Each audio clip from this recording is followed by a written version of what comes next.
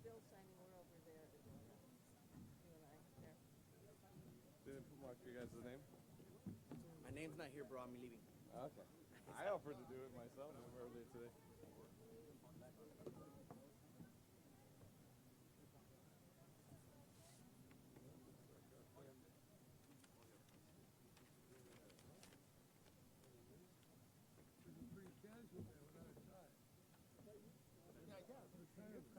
Hey, Ricardo.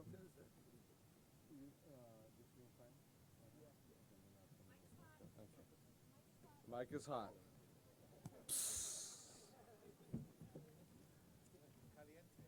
Muy caliente. First, I want to welcome each and every one of you to my district and that of Assemblymember Jimmy Gomez.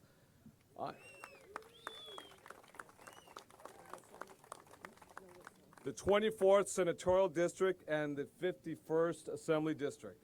I'm very happy to have all of you here on this very historic occasion. This is a very proud day for the state of California, for the nation, and the entire world. Today we take the next step in our global environmental leadership, charting the course for a more prosperous, sustainable, and equitable future.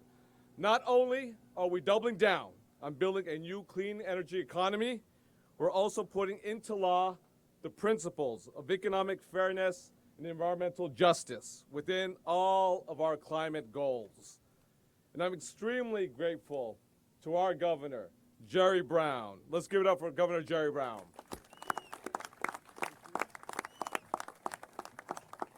To our great senator who started this all with AB 32 back in 2006, Senator Fran Pavley.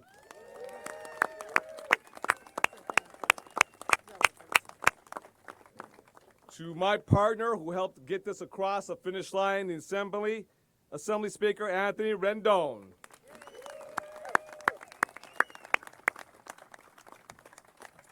And to Eduardo Garcia for his exemplary leadership in the Assembly to help Speaker Rendon drive us across the finish line. I am so proud of this coalition that's on this stage here today. And I'm extremely proud of the advocates and activists who are in this audience here today who helped this come to fruition.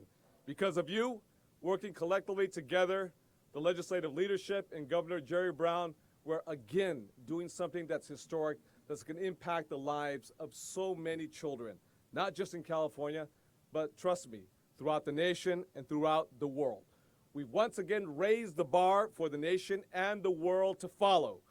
Now it's time to use all of the tools available to us to ensure that we meet our ambitious goals. That includes investing our cap-and-trade dollars now so they can make a difference in the lives of those most impacted by pollution, poverty, and unemployment. We can build more parks. We can build more parks just like this one, the first one built in downtown Los Angeles area in more than 100 years. California's leadership. California's leadership in climate policy is about improving our quality of life.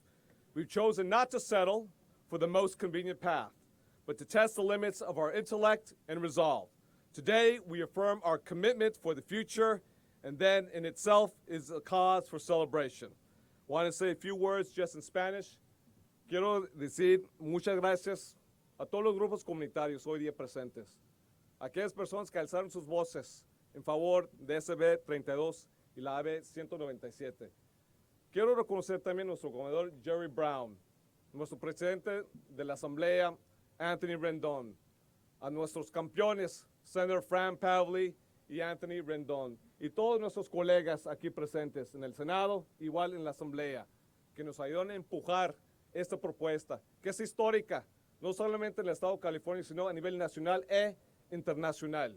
And to all the activists, todos los activistas presentes hoy día, gracias. Gracias a ustedes, porque con ustedes hicimos el trabajo duro para hacer todo lo posible para que nuestros hijos respiran en sus pulmones día tras día aire limpio y aire puro.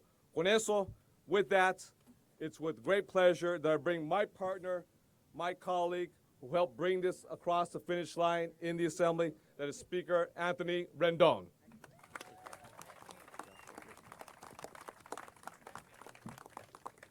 Thank you, Mr. Pro Tem. Good afternoon. SB 32 extends California's greenhouse gas reduction goals, while AB 197 changes how we make sure those goals are reached. The Assembly, where AB 32 was passed 10 years ago, will be vigilant and vigorous in making sure California's climate change goals are met, and that they are met as we intended. Most Assembly members who voted for these bills will be in office for another 8 to 10 years. We're going to approach very thoughtfully and very thoroughly the new oversight abilities these bills grant us. I am also going to ensure that the Speaker's appointments to the Air Resources Board is committed to bringing benefits of greenhouse gas reductions to every community in California. The successful effort behind these two bills is the latest sign of a growing consensus that protecting the environment and improving public health are inextricably linked, and that maintaining that link is key to advancing future environmental actions. I want to thank my colleagues who are here today and my colleagues throughout the Assembly who helped to make this day a reality. Matt DeBobne, Richard Bloom, Reggie Jones-Sawyer, and Jimmy Gomez, who was exceptionally helpful in the waning moments in terms of whipping the final few votes. I especially want to thank Assembly Member Eduardo Garcia for his leadership over the course of the past year and for the partnership that he and Senator Pavley had on this legislation. Having such a strong final product eased the path towards getting these bills across the finish line. I believe that Assemblymember Garcia and several others are further indications of the rise of what we call East Side environmentalists, who will play an increasing role in shaping the state's environmental policies. I also want to thank all the staff who worked on these bills, especially Marie Lou in my office. And of course,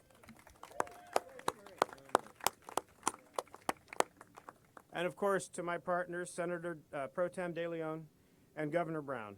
The cooperation between the Assembly, the Senate, and the Governor made this progress possible, along with a lot more this year. Thank you. It's now my honor to introduce Senator Fran Pavley.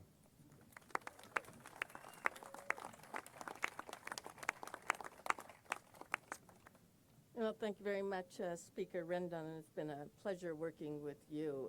We couldn't have done it without the leadership in both houses of the legislature, so please join me in thanking not only Speaker Rendon, but Senate Pro Tem Kevin De Leon. Now, I don't know how many of you can say this, but I'm a native Angelino. And I grew up in the San Fernando Valley in the 50s and 60s. And for any of you who are old enough to remember those days, we had red flag alerts. It was very smoggy, health impacts caused by motor vehicles primarily. It's mobile sources that have all been the primary source of our not only greenhouse gas emissions, but criteria air pollution that relates to health impacts.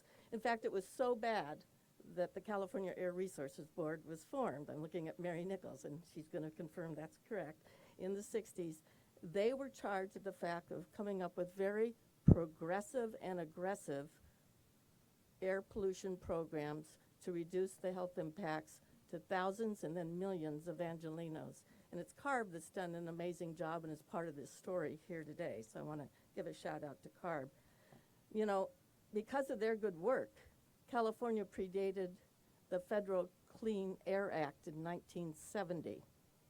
We predated that. And so we have a very unique exemption under Federal Clean Air Act law.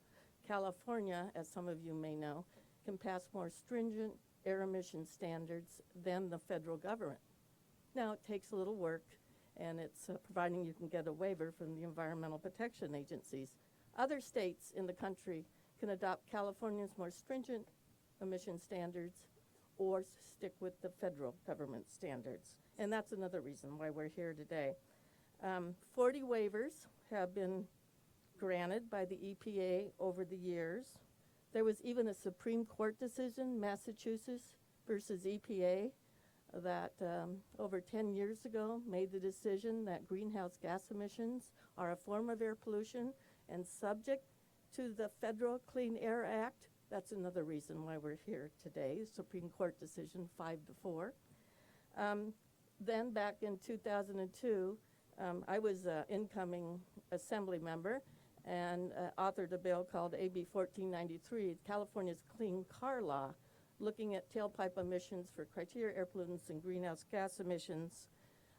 It was a challenge getting it passed. We had the signing ceremony not too far away from here, up at Griffith Park. A few of you, I see heads shaking, were there. And I remember Governor Gray Davis, who signed the bill, saying, after all this opposition, the sky isn't falling, it's only getting cleaner. And Governor Davis was right. So fast forward, President Obama comes into office. Our waiver had been denied by the Environmental Protection Agency to implement California's Clean Car Law, mostly for political reasons. Bush administration, Dick Cheney, and others. And President Obama announced that California's tailpipe emission standards that had been implemented and passed legal tests in multiple states, all the work done by the California Air Resources Board, that would become part of a new national standard linked to the national CAFE standards. I'm not supposed to speak in acronyms around Governor Brown, but his staff is sort of laughing. Corporate average fuel efficiency standards. That's your miles per gallon standard. And to tell you just an example of how California policies work, do you know by 2025, the average fuel efficiency standard for vehicles across our country will be 54.6 miles per gallon. Isn't that amazing? So what California does matters, and cleaning up the air, reducing greenhouse gas emission, creating broader choice of vehicles for consumers, for them to save money at the pump, all that has been a fantastic success story. So let's move forward to 2006, and I promise you the short story will get shorter here. Assembly Bill 32, we're celebrating our 10th anniversary, and several of you out here were instrumental in the passage of that bill. That was a turning point in climate law because businesses started coming to the Capitol to pass these bills. They talked about market signals and the importance of investing in clean technologies. And Governor Schwarzenegger, who signed the bill, not too far from here, and then again in San Francisco, guaranteed that it wouldn't be a choice between the economy and the environment, that we could do both. And Governor Schwarzenegger was right. Here we are 10 years later, emissions have gone down, the economy has gone up. It's been a success story, and we've got businesses here today who wouldn't be here without the passage of AB 32. And I should note for the record, this was a joint effort between not only the Assembly and the Senate, but my joint author on this bill was Speaker Fabian Nunez, and we started bridging that gap between all sorts of culture, positions, looks at jobs, looks at clean air, how it impacts public health. So that was a start down the right road. So we're going to give recognition to former Speaker Fabian Nunez because we wouldn't be here today without him. And in fact, I think Fabi and I are getting together for a little 10th anniversary party coming up, okay? And I called him during this discussion of SB 32, and he had a lot of friendly tips on the phone. So fast forward to today. I firstly wanted to shout out and commend Assemblymember Eduardo Garcia. Please give him a round of applause. AB 197 was instrumental. This bill, SB 32, would not pass without his leadership and Speaker Rendon's leadership in the Assembly. The legislature works better when the two houses work together on combined policies, work on the same page. This was a success story. And what I really like about Eduardo, as this is my last 8 weeks in office, 8 to 10 weeks in office, Eduardo has probably 10 more years. So Eduardo, fast forward, picture this, 10 years from now, you will be here looking out for extending the targets of SB 32 another 10, 15 years, maybe to 2050. So he'll be around to help make sure that these policies work right on behalf of all Californians. So thank you, Eduardo.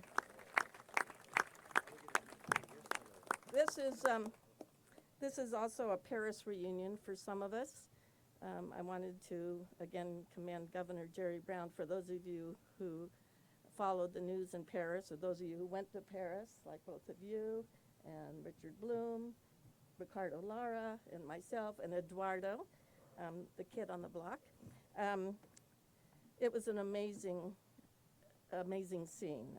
Governor Brown in particular, I don't know how many months he worked prior to Paris in December of last year, but I know in Paris, Governor, you were everywhere. Your energy level, I mean, your staff was exhausted, but you were giving speeches, you were getting other subnationals to sign a voluntary memorandum of understanding.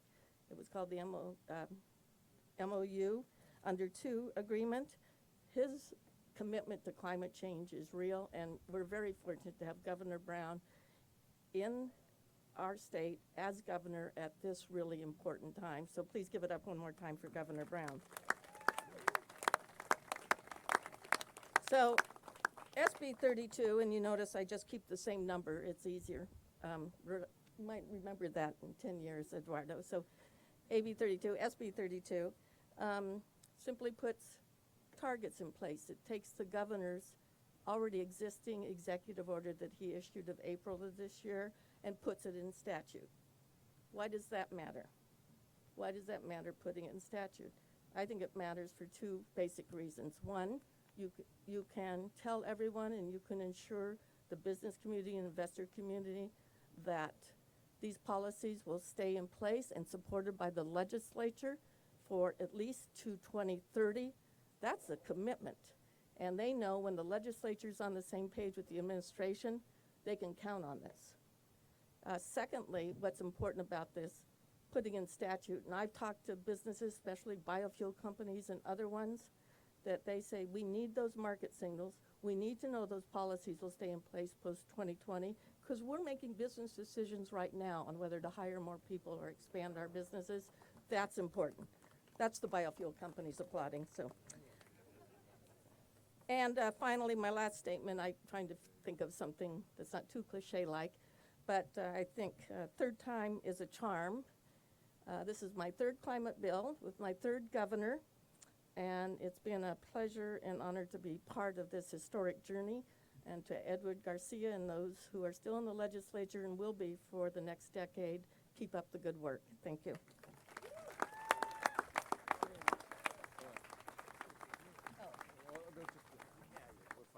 Thank you. Thank you. Let me. Someone who needs no introduction, Assemblymember Edward Garcia from the Great Coachella Valley. Thank you. Hold on real quick, Senator. Let me just thank the Senator for her work, tireless work, for leading not only California, the country, but the world when it comes to climate change. And so how about we give her another round of applause for her work. Thank you. Thank you. Thank you. Thank you.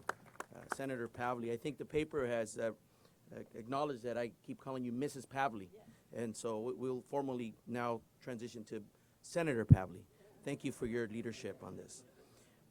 You may have noticed that I was kind of yanking the governor's coat there and trying to see how we may be able to keep him around for the next extension target bill and maybe have the signing at the Salton Sea, right, Governor Brown? That's right. There you go. Look, good luck, he said. Very promising. Very promising.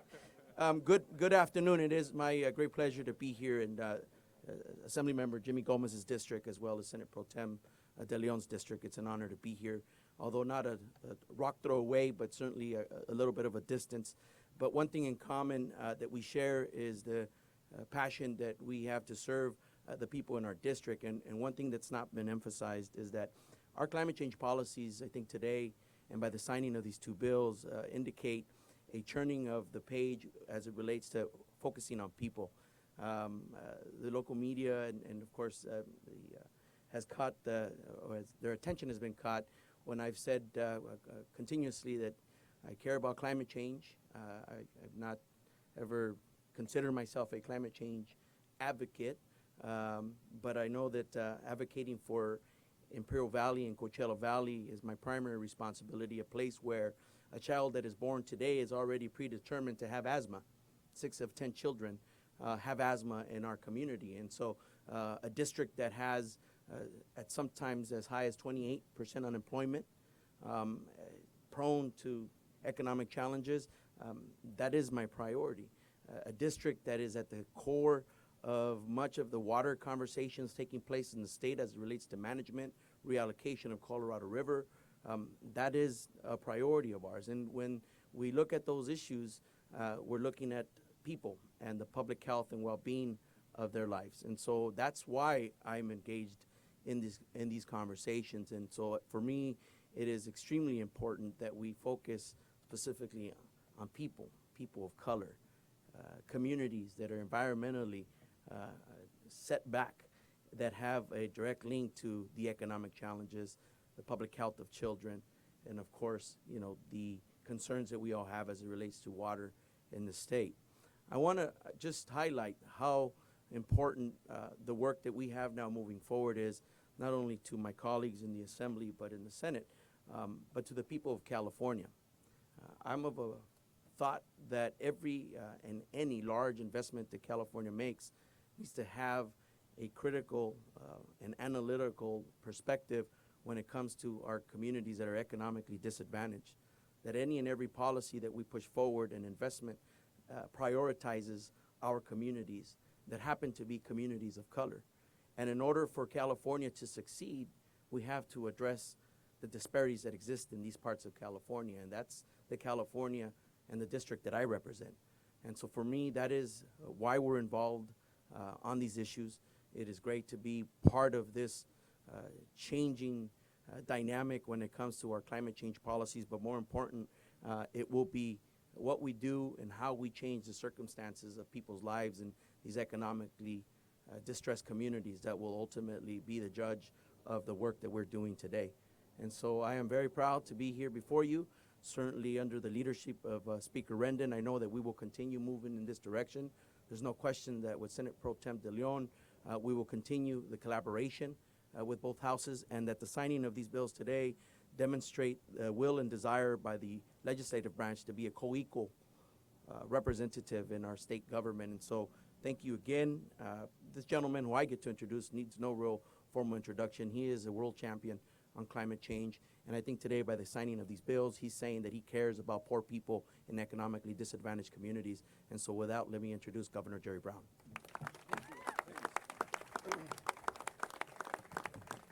So, as you've heard, this is really an important bill, an important day, and I can't emphasize enough how important this work of the California legislature, both houses, mostly, almost entirely the Democratic Party, has done this. And it's not easy. What we're doing here is not one of these obvious bills. There's powerful opposition, and that opposition has shown itself against clean air since the Clean Air Act began. And whether it's car companies or oil companies or electric utilities or gas companies, at one time or another, they all fight. And they're real people with real bucks and real influence. And so the bills today, they really are far-reaching. And they keep California on the move to clean up the environment, to encourage vast innovation, and to make sure we have the environmental resilience that the Californians really want and expect. And I want to say something about low-income people, people of modest means who live in the Central Valley, who live in Riverside, San Bernardino, Imperial County. They're the ones that eat the dirtiest air. And we're not going to clean up that air until we reduce pollutants in the way this bill is purporting to do and will do. And we have to continue doing that. So when you talk about the air, everybody's breathing the air.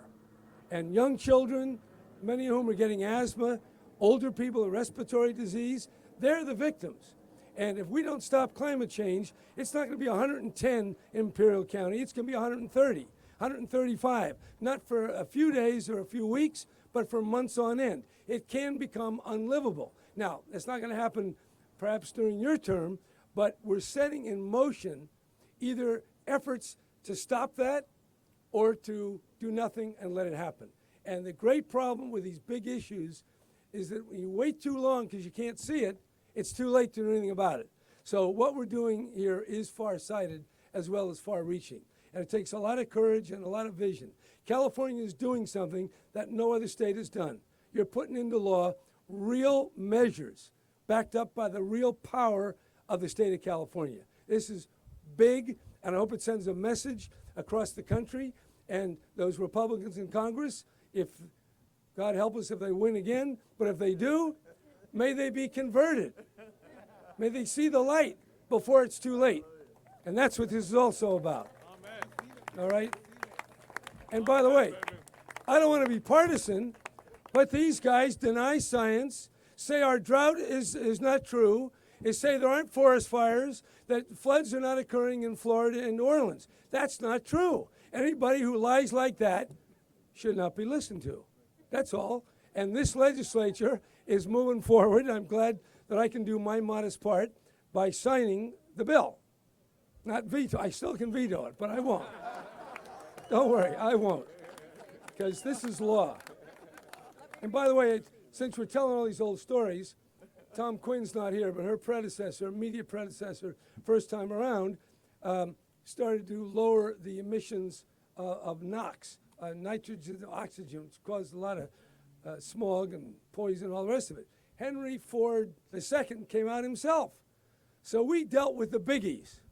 So when you hear these guys knocking on your door, you know that we've taken down the biggest of the big. And so whoever they are, they're all going to fall before the truth of this, what shall I call this? Christian army marching on, or not Christian? Can't say that. Oh, with Jewish warriors standing behind. No, what I was trying to think is onward soldiers, and I only know one song. But whatever it's going to take battle, it's going to take wisdom, and it will take some balance that we don't overdo it. But I'm not afraid that we're going to get to that point.